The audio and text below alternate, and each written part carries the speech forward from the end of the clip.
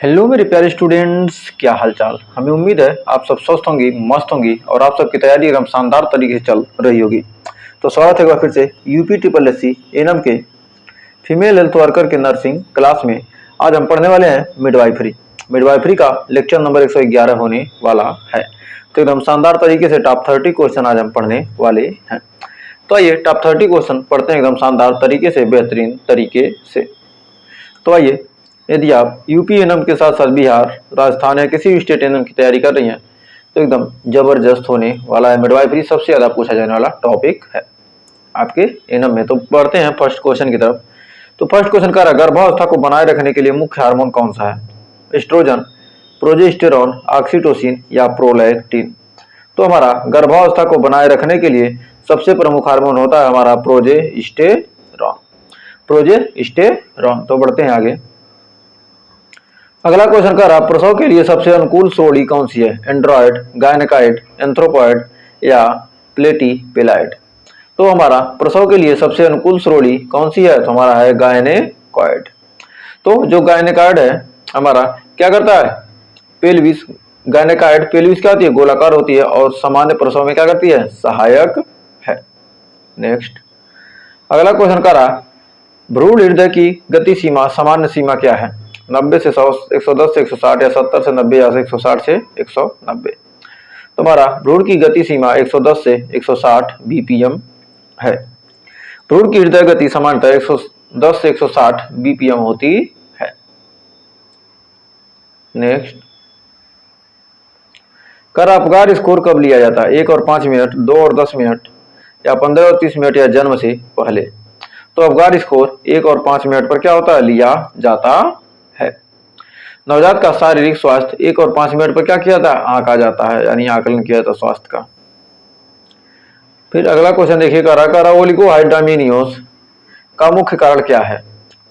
भ्रूण किडनी दोष या प्लेसेंटा प्रीविया या मल्टीपल प्रेगनेंसी या पॉलीसाइथेमिया? तो कह रहा ओलिगोहाइड्रामिनियोस का मुख्य कारण क्या है? भ्रूण किडनी दोष, फेटल रेनल एनोमली, मतलब भ्रूण किडनी दोष होता है।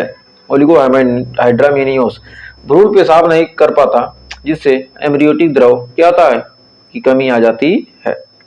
नेक्स्ट अगला क्वेश्चन कह रहा है कि एक्लेम्सिया के उपचार में प्रथम पसंद की दवा है। एक्लेम्सिया के उपचार में प्रथम पसंद की दवा है डायजेपाम, मैग्नीशियम सल्फेट या फेनिटोइन या फेनोबैरिबिटोन? फेनोबैरिबिटोन। तो कह रहे हैं एक्लेम्सिया के उपचार में पहली पसंद दवा, मतलब सबसे ज्यादा यूज होने वाली दवा कौन सी है? तो हमारा है मैग्नीशियम सल्फेट।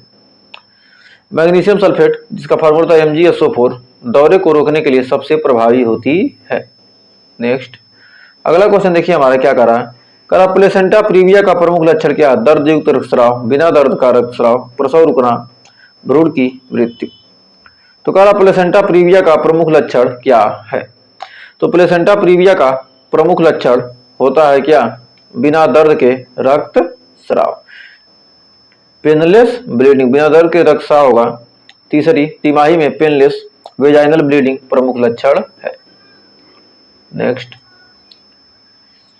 अगला क्वेश्चन कह रहा है, पॉलीहाइड्रामिनियोस किससे संबंधित है? डाउन सिंड्रोम, एंसेफेली, फेटल डेथ या प्लेसेंटल इनफेक्ट? तो कह रहा पॉलीहाइड्रामिनियोस किससे संबंधित है? पॉलीहाइड्रामिनियोस किससे संबंधित है? तो हमारा पॉलीहाइड्रामिनियोस किससे संबंधित होता है? एंसेफेली से। एंसेफेली, भ्रूण निकल नहीं पाता जिससे फ्लूइड बढ़ता है। नेक्स्ट अगला क्वेश्चन देखिए क्या करा। अगला क्वेश्चन करा सर्विकल डायलेशन का पूर्ण स्तर क्या है? 8 सेंटीमीटर, 9 सेंटीमीटर, 10 सेंटीमीटर या 12 सेंटीमीटर? तो कह रहा सर्विकल डायलेशन का पूर्ण स्तर क्या है? तो 9 का राइट आंसर हो जाएगा option number C, 10 centimetre. Cervical dilation का पूर्ण स्तर क्या है? हमारा 10 सेंटीमीटर। 10 सेंटीमीटर डायलेशन डिलीवरी के लिए आवश्यक है। नेक्स्ट फिर अगला क्वेश्चन कह रहा लोचिया अल्बा कब तक रहता है? 1 से 3 दिन, 4 से 7 दिन, 10 से 14 या 30 दिन। तो लोचिया अल्बा कब तक रहता है? तो हमारा 10वें का राइट आंसर हो जाएगा लोचिया अल्बा 10 से 14 दिन के तक रहता है। 2 सप्ताह तक लोचिया अल्बा रहता है। नेक्स्ट अगला क्वेश्चन देखिए क्या कर रहा है। अगला क्वेश्चन कर रहा है भ्रूण की प्रस्तुति यानी प्रेजेंटेशन सबसे सामान्य प्रकार कौन सा है? भ्रूण की क्या करना, प्रस्तुति का सबसे सामान्य प्रकार क्या है? ब्रीच, ट्रांसवर्स या शीर्षफेलिक या शोल्डर। तो कह रहा भ्रूण की प्रस्तुति का सबसे सामान्य प्रकार कौन सा है? सिर से फेलिक, सिर से फेलिक। कह रहा लगभग 96% गर्भधारण में सिर नीचे होता है। नेक्स्ट अगला क्वेश्चन क्या कर रहा है? कह रहा है गेस्टेशनल डायबिटीज मेलिटस की सबसे गंभीर जटिलता कौन सी है? पाइलिहाइडामिनियोस, फेटल माइक्रोसोमिया या स्टील बर्थ या नियोनेटल हाइपोग्लाइसीमिया, हाइपोग्लाइसीमिया। तो कह रहा क्या? गेस्टेशनल डायबिटीज मेलिटस, मेलिटस की सबसे गंभीर जटिलता कौन सी है? तो इसका राइट आंसर हमारा क्या हो जाएगा? तो हमारा 12वें का राइट आंसर हो जाएगा option number C, stillbirth. कर अनियंत्रित शर्करा स्तर भ्रूण की मृत्यु का क्या होती है? कारण बनती है या कारण बन सकती है। नेक्स्ट कर पार्टोग्राफ का मुख्य उपयोग क्या है? भ्रूण की स्थिति जानना या प्रसव की प्रगति का आकलन या गर्भावस्था की आयु पता करना या अबगार स्कोर दर्ज करना। जो हमारा पार्टोग्राफ होता है, पार्टोग्राफ का मुख्य उपयोग क्या है?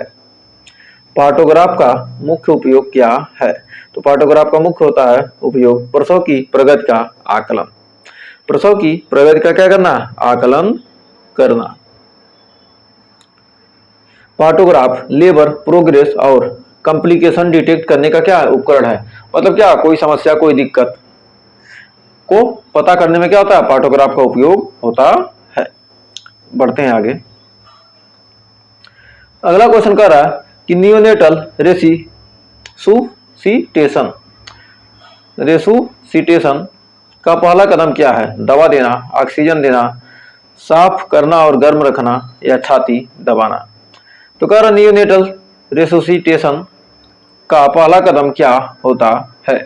तो हमारा राइट आंसर है साफ करना और गर्म रखना, साफ करना और गर्म रखना। नवजात को जन्म के बाद पहले गर्म और एयरवे साफ किया जाता है, गर्म स्थान पर रखा जाता है और साफ किया जाता है। नेक्स्ट फिर अगला क्वेश्चन कर रहा भ्रूण की हृदय ध्वनि पहली बार किस सप्ताह में सुनाई देती है?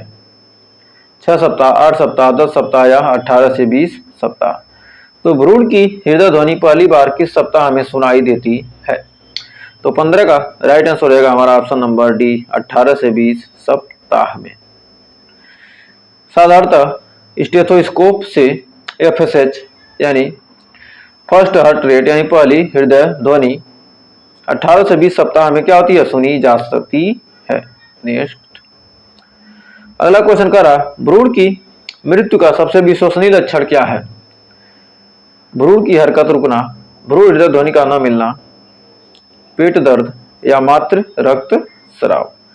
तो क्या रहा है? कह रहा भ्रूण की मृत्यु का, इसकी भ्रूण की मृत्यु का सबसे विश्वसनीय लक्षण मतलब सबसे ज्यादा लक्षण क्या दिखाई देता है?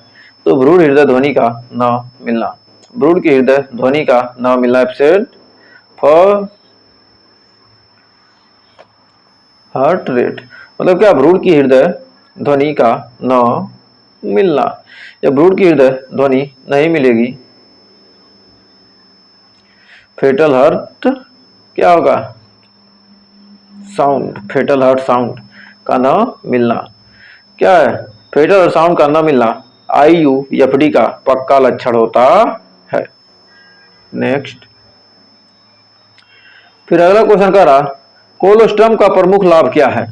ऊर्जा प्रदान करना, संक्रमण से सुरक्षा, हड्डी मजबूत करना या मोटापा रोकना। तो कह रहा कोलोस्टम का प्रमुख लाभ क्या है? कोलोस्टम का प्रमुख लाभ होता है संक्रमण से सुरक्षा प्रदान करना। फेटल हार्ट रेट का कोलोस्ट्रम में एंटीबॉडीज होती हैं जो क्या करती हैं, इन्फेक्शन से हमें क्या करती हैं, बचाती है। तो उम्मीद है आपको सेशन पसंद आया। सेशन अच्छा लगा तो सेशन को कर दीजिए क्या, जल्दी से लाइक, और अभी तक शेयर नहीं किया तो शेयर भी कर दीजिए, और आपने अभी तक चैनल को सब्सक्राइब नहीं किया तो सब्सक्राइब भी कर लीजिए, और प्यारा सा भी कमेंट कर दीजिए आपको कोई डाउट हो तो। इस समय बर्बाद करते हुए बढ़ते हैं आगे। अगला क्वेश्चन कर रहा है, प्यूरिफेरल सेप्सिस का सबसे आम कारण क्या है? स्ट्रेप्टोकोकस या स्टेफिलिकोकस आर्ट्रीज ऑरियस या ई कोली या क्लेबेसिलिया। तो कह रहा प्यूरिफेरल सेप्सिस का सबसे आम कारण क्या है? प्यूरिफेरल सेप्सिस का सबसे आम कारण होता है ई कोली। प्रसूता संक्रमण में ई कोली सबसे आम जीवाणु है। नेक्स्ट, अगला क्वेश्चन का, भ्रूण फेफड़े की परिपक्वता का सबसे अच्छा परीक्षण कौन सा है? लेसीथिन, स्पाइनोगेमिल रेट्सियो या एमनियोटिक फ्लूइड कलर या प्लेसेंटा साइज या फेटल मूवमेंट्स। तो कह रहा क्या, हमारा क्वेश्चन कह रहा है कि भ्रूण फेफड़े की परिपक्वता का सबसे अच्छा परीक्षण कौन सा है? Lecithin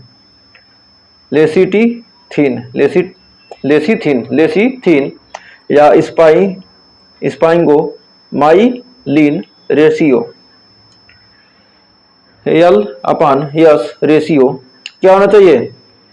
greater than or equal to ratio 1 होने पर फेफड़े परिपक्व माने जाते हैं। नेक्स्ट, अगला क्वेश्चन कर रहा है, शोल्डर डायस्टेसिया का पहला मैनेजमेंट स्टेप क्या है? फंडल प्रेशर या एमसी रॉबर्ट्स मैन्यूअर या सिजेरियन सेक्शन या सक्शन। कह रहा शोल्डर डायस्टेसिया का पहला मैनेजमेंट स्टेप क्या है? शोल्डर डायस्टेसिया का पहला मैनेजमेंट स्टेप होता है एमसी रॉबर्ट्स मैन्यूअर। कल एमसी रॉबर्ट्स मैन्यूअर सबसे पहले किया जाता है किसमें? शोल्डर डायस्टेसिया में। नेक्स्ट, अगला क्वेश्चन कर रहा, कार्ड प्रोलैप्स में पहला कदम क्या है? तो कार्ड प्रोलैप्स में पहला कदम कौन सा लिया जाता है? तो कार्ड प्रोलैप्स में हमारा पहला कदम होता है इमीडिएट सी सेक्शन या लेबर ऑजमेंटेशन या कार्डिलाइजेशन या ऑक्सीजन थेरेपी। तो कह रहा कार्ड प्रोलैप्स में पहला कदम क्या है? तो कार्ड प्रोलैप्स में immediate caesarean section. Card prolapse में सबसे पहले बचाने हेतु से कार्ड कंप्रेशन से बचाने के लिए, कार्ड प्रोलैप्स में पहला कदम क्या होता है? कार्ड कंप्रेशन से बचाने के लिए क्या किया जाता है? तुरंत सी सेक्शन किया जाता है। तो बढ़ते हैं आगे। फिर अगला क्वेश्चन हमारा देखिए क्या कर रहा है। कह रहा प्री टर्म लेबर को रोकने के लिए कौन सी दवा दी जाती है? ऑक्सीटोसिन, निफेडिपिन या मिसोप्रोस्टल या एर्गोमेट्रिन। तो कह रहा प्री टर्म लेबर को रोकने के लिए कौन सी दवा दी जाती है? तो हमारा निफेडिपिन कैल्शियम चैनल ब्लॉकर है। जो हमारा निफेडिपिन है वो क्या है? कैल्शियम चैनल ब्लॉकर है जो कॉन्ट्रैक्शन को क्या करता है? रोकता है। नेक्स्ट, अगला क्वेश्चन कर रहा है, ब्रीच डिलीवरी में सबसे पहले कौन सा हिस्सा बाहर आता है? सिर, पैर, हाथ, पेट। तो ब्रीच डिलीवरी में सबसे पहले कौन बाहर आएगा? पैर।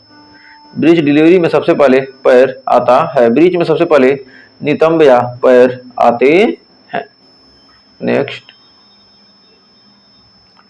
अगला क्वेश्चन क्या कर रहा? अगला क्वेश्चन कर रहा एक्टोपिक प्रेगनेंसी का सबसे कॉमन साइट क्या है? ओवरी, सर्विक्स, फेलोपियन ट्यूब या एब्डोमिनल कैविटी। तो कह रहा एक्टोपिक प्रेगनेंसी का सबसे कॉमन साइट क्या है? एक्टोपिक प्रेगनेंसी का सबसे कॉमन साइट क्या है? तो हमारा ऑप्शन नंबर सी हो जाएगा, सर्विक्स। एक्टोपिक प्रेगनेंसी का सबसे कॉमन साइट क्या है? सर्विक्स होता है। यह गलत है। सबसे एक्टोपिक प्रेगनेंसी का फेलोपियन ट्यूब क्या होता है? सबसे कॉमन साइट होता है। तो एक्टोपिक प्रेगनेंसी का क्या सबसे कॉमन साइट क्या होता है? Fallopian tube. लगभग 56% केस में फैलोपियन ट्यूब में एक्टोपिक प्रेगनेंसी होती है। नेक्स्ट, अगला क्वेश्चन क्या कह रहा यूटेराइन एटॉनी में सबसे पहला उपाय क्या है? यूटेराइन मसाज या हिस्टेरेक्टोमी या ब्लड ट्रांसफ्यूजन या ऑक्सीटोसिन डिप। तो कह रहा यूटेराइन एटॉनी में सबसे पहला उपाय क्या है? तो यूटेराइन एटॉनी में सबसे पहला उपाय यूटेराइन मसाज होता है। यूटेराइन मसाज टोन बहाल करने का पहला तरीका है। नेक्स्ट, अगला क्वेश्चन कह रहा भ्रूण की स्थिति पैल्पेट करने की तकनीक क्या कहलाती है? लियोपोल्ड्स मैन्युअर या क्रेडेज मैन्युअर या रॉबर्ट्स मैन्युअर या रिटजेन मैन्युअर। तो कह रहा भ्रूण की स्थिति पैल्पेट करने की तकनीक क्या कहलाती है? पैल्पेट करने की तकनीक कहलाती है लियोपोल्ड्स मैन्युअर। कह रहा लियोपोल्ड्स मैन्युअर फेटल पोजीशन जानने के लिए क्या किया जाता है? उपयोग किया जाता है। नेक्स्ट, अगला क्वेश्चन कह रहा प्लेसेंटा एक्रेटा में प्लेसेंटा कहाँ जुड़ा होता है? प्लेसेंटा एक्रेटा में प्लेसेंटा कहाँ जुड़ा होता है? मायोमेट्रियम में या सर्विक्स में या ओवरी में या पेरिटोनियम में। तो कह रहा प्लेसेंटा एक्रेटा में प्लेसेंटा कहाँ जुड़ा होता है? तो हमारा 27 का right answer option number A, myometrium में। प्लेसेंटा एक्रेटा में विली मायोमेट्रियम तक क्या होते हैं? जुड़े होते हैं। नेक्स्ट, अगला क्वेश्चन क्या कर रहा? अगला क्वेश्चन कह रहा प्रोलॉन्ग्ड लेबर का प्रमुख कारण क्या है? सीपीडी यानी सिम्फेलोपेल्विक डिस्प्रपोर्शन या पॉलीहाइड्रामिनियोस या ओलिगोहाइड्रामिनियोस या कार्ड प्रोलैप्स। तो कह रहा प्रोलॉन्ग्ड लेबर का प्रमुख कारण क्या है? प्रोलॉन्ग्ड लेबर का प्रमुख कारण होता है सीपीडी, सेफेलोपेल्विक डिस्प्रपोर्शन। कह रहा जब सिर और श्रोणि का अनुपात असमान होता है तो लेबर प्रोलॉन्ग्ड हो जाता है। तो बढ़ते हैं आगे। अगला क्वेश्चन देखिए क्या कर रहा। अगला क्वेश्चन कह रहा नॉर्मल प्यूरिपेरियम कितने समय तक रहता है? 2 सप्ताह, 4, 6, 12। तो नॉर्मल जो प्यूरिपेरियम है वो कितने सप्ताह तक रहता है? 6 सप्ताह तक रहता है। तो 6 सप्ताह तक रहता है प्यूरिपेरियम। डिलीवरी के 6 सप्ताह तक क्या होता है? रहता है। तो बढ़ते हैं लास्ट क्वेश्चन की तरफ। तो लास्ट क्वेश्चन देखिए क्या रहा है फेटल डिस्ट्रेस का सबसे प्रमुख संकेत क्या है? मेकोनियम स्टैंड लीकर या पॉलीहाइड्रामिनियोस या एब्सेंट फेटल मूवमेंट या यूटेराइन रप्चर। तो कह रहा फेटल डिस्ट्रेस का सबसे प्रमुख संकेत क्या है? तो फेटल डिस्ट्रेस का सबसे प्रमुख संकेत होता है हमारा meconium stained liquor. Meconium stained liquor fetal hypoxia का प्रमुख लक्षण होता है। तो हमें उम्मीद है ये टॉप 30 क्वेश्चन आपको क्लियर हो गए होंगे। 30 में आपके कितने क्वेश्चन सही हुए हैं हमें कमेंट में जरूर बताइएगा। सेशन पसंद आया हो तो सेशन को लाइक कर दीजिए, शेयर कर दीजिए। अभी चैनल को सब्सक्राइब नहीं किया तो इसको भी सब्सक्राइब भी कर दीजिए।